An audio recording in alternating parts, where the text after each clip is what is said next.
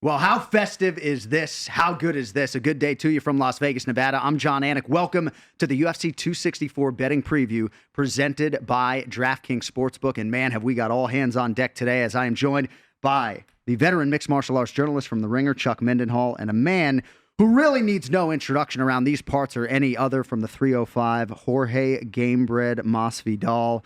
And we got a lot to get into today, boys, so let us get right to it. As many of you know, the trilogy is upon us, UFC 264, Poirier versus McGregor 3. So where are the betting odds right now as we come to you here during the middle of fight week? Dustin Poirier holding as the favorite, minus 130. The comeback on Conor McGregor at plus 108. Chuck, we will begin with you. DraftKings Sportsbook opened this as a pick'em. Some money has come in on Dustin Poirier.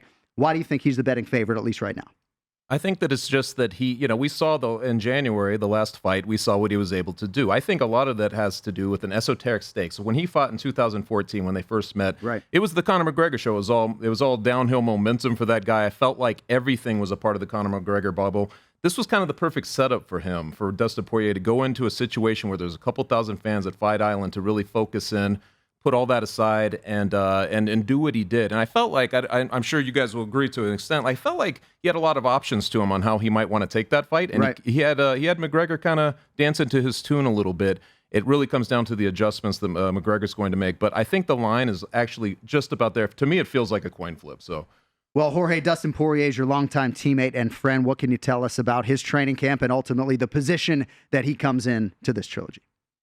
I can tell you he's in phenomenal shape, man. I've been in there since the start of the camp, and he came in shape, He wasn't messing around. He knew that third fight was going to happen at some point, so it's not like he went home and gave himself any slack. He came back full six-packed out, in shape. Right. He was doing 5 rounds since he got back. I usually see him progress, and he gets in better shape every week. I mean, he came in fight shape already on week 1, and it's just...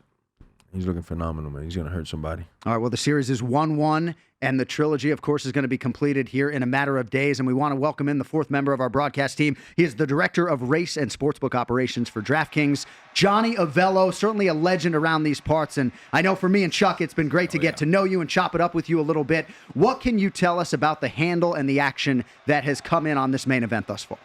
Well, first of all, guys, I love the element I'm in. I'm in a sports book where people bet money and win money. It couldn't feel any better.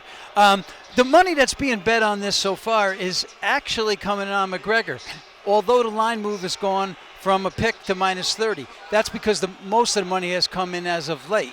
But as far as bets are concerned, about 55% of the bets are on McGregor, 45% on Poirier. Now, this is one interesting fact, guy, is will the fight end in the first 60 seconds of the first round?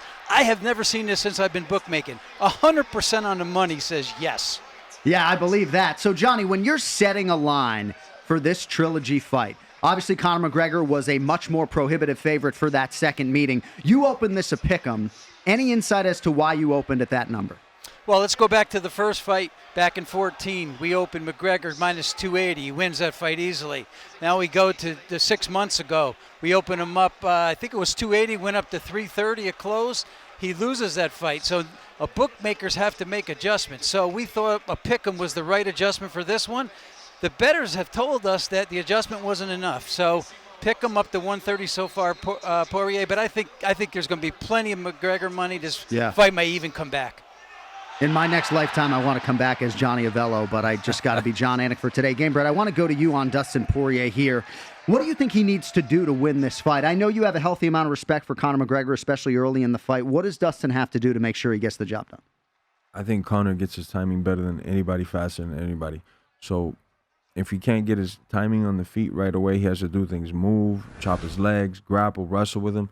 Just take Conor away from that because he's one of the best sprinters. When we're coming off the blocks, man, this guy's a 100-yard sprinter right away. He's in your face right away, landing big shots. I think Dustin's going to be more than ready for it, though. He's faced him twice. They got a lot of strategies going into it. And I think stand-up anyways, since he's dealt with it on those 2 occasions, he knows how quickly he can find his timing. I don't think he's going to catch him by surprise, even on the feet. But I think that is Conor's best strength, is how quickly he can get to where he's good at and stay there. There is no overstating Poirier's confidence based upon everything he's done in his UFC career with 19 wins, but also the win over Conor McGregor about 6 months or so ago. A lot of people have talked about Conor McGregor in terms of the adjustments. A lot of people feel like he's got to get it done early. What are your thoughts on Conor and ultimately how he chooses to attack in this one? It's kind of funny how this has happened because it's almost a juxtaposition from the first fight 6 years ago in terms of the psychology here.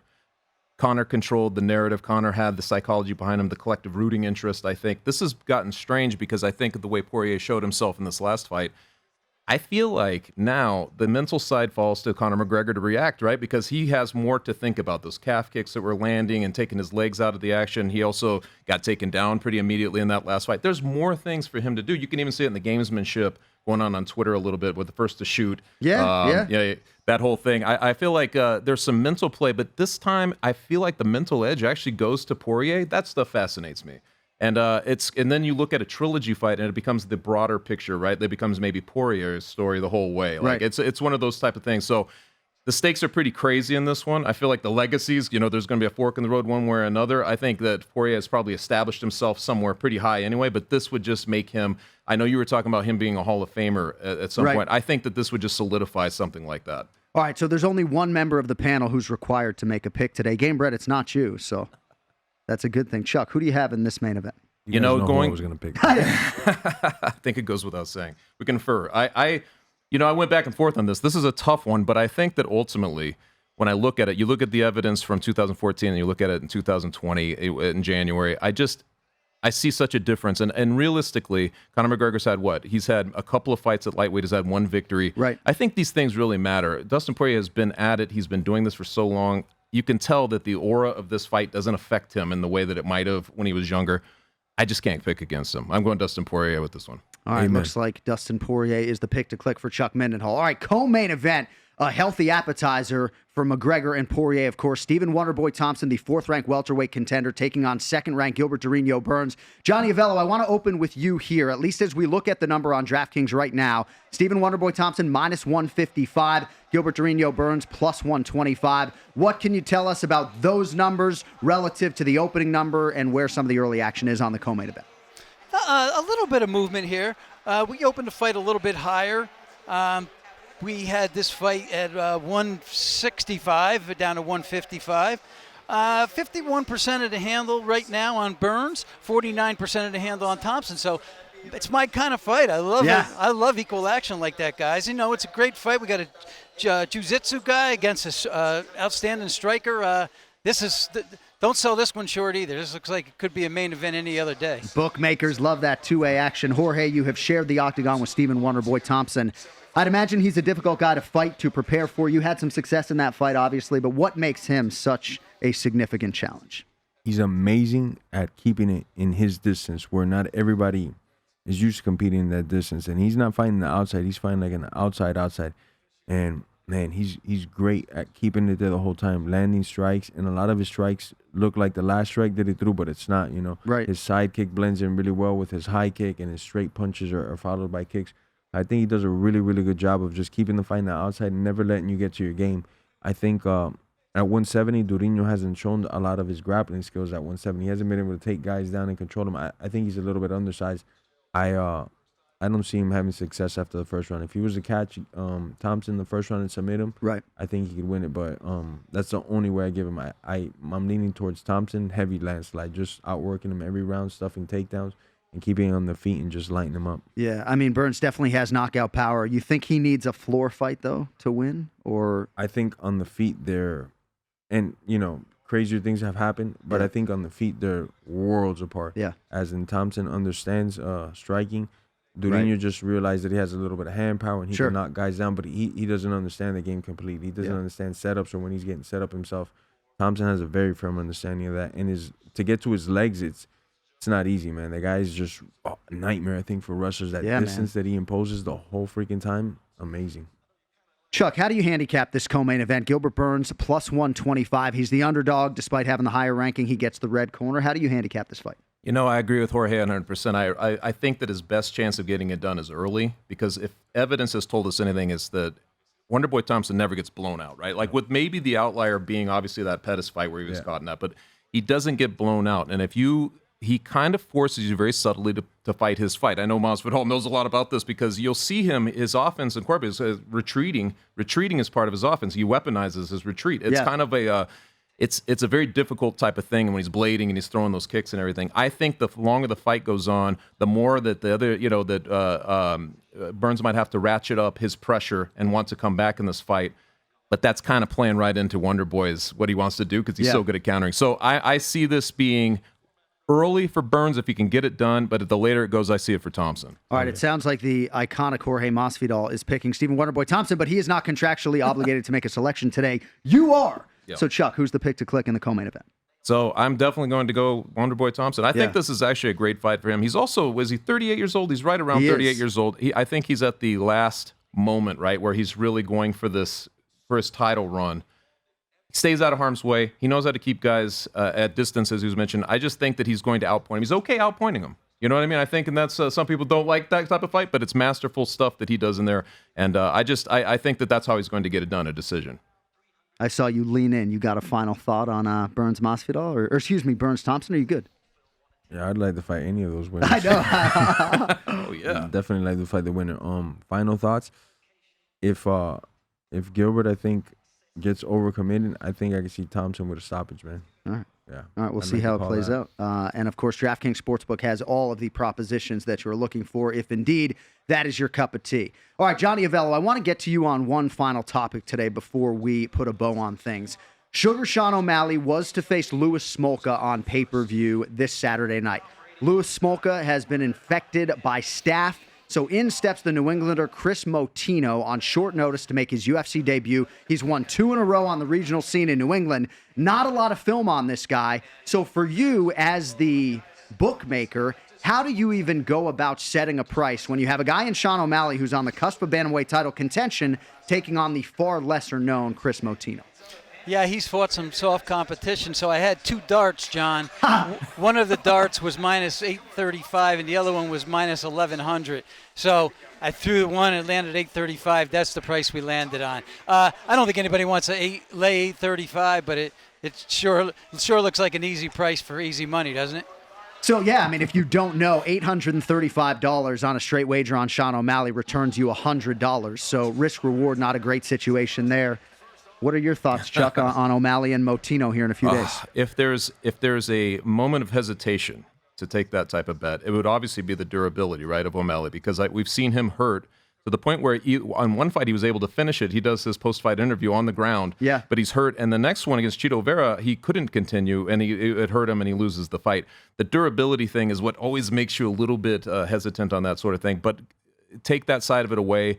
I just think that O'Malley's at a place right now. I don't know a ton about his opponent. Like you said, it's not easy to say, but I think that O'Malley's at a place right now, especially off that last fight, getting his confidence back, everything.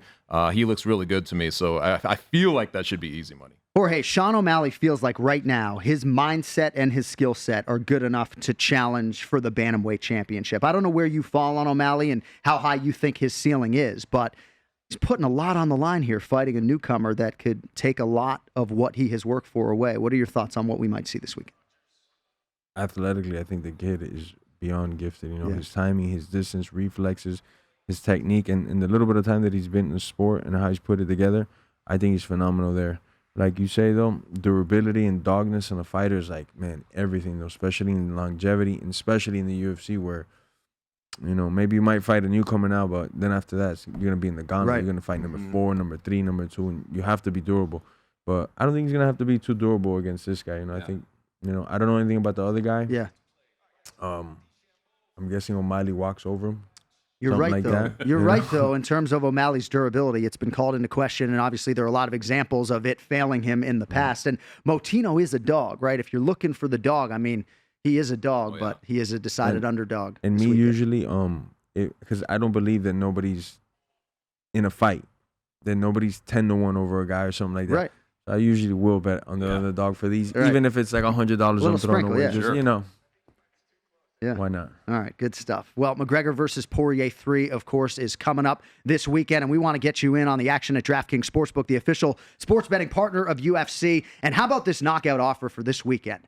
264 to 1 odds on a knockout in the first round during Saturday's main event. If this rubber match ends in a first round knockout, one way or the other, and you're on the right side, your $1 bet will pay you $264. You get the same odds if you back Dustin Poirier or Conor McGregor, but the rub, of course, is you got to get that right. You also have to be a new customer on DraftKings Sportsbook. I can assure you, though, DraftKings safe, secure, and reliable, so you can deposit and withdraw your funds at your convenience. And, of course, if mixed martial arts betting is not for you, why? But of course, we have other options as well. Great odds and promotions on basketball, hockey, baseball, and so much more. So download the top-rated DraftKings Sportsbook app now and use promo code VEGAS when you sign up to turn $1 into $264 when you bet on a main event fighter to win by first-round knockout. Place your bet and watch the fist fly this weekend. That's code VEGAS to turn $1 into $264 large only at DraftKings Sportsbook.